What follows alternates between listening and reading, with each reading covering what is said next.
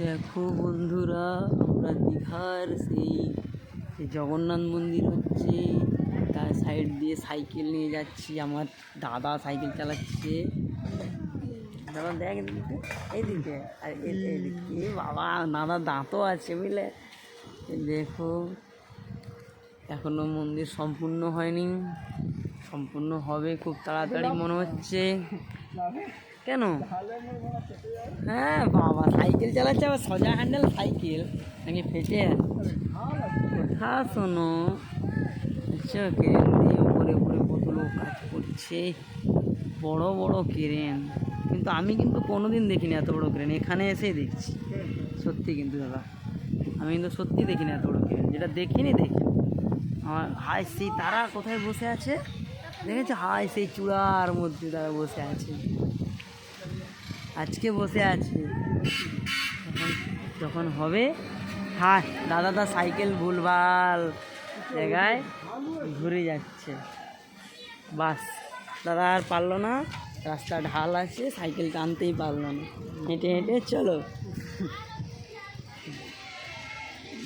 হেঁটে হেঁটে যাবো। হেঁটে হেঁটে আমরা যাচ্ছি এবার রাস্তায়। হ্যাঁ, এটা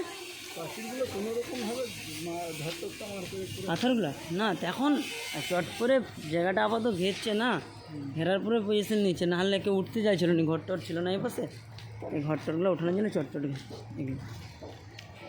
আমরা তো যাচ্ছি, তো মন্দিরের শুধু চূড়াটাই দেখা যাচ্ছে, মেন মন্দির এটা হবে। এরপরে রাস্তায় আবার ঢালে, এবার দাদা সাইকেলে আবার চাপলাম, চলো। এটা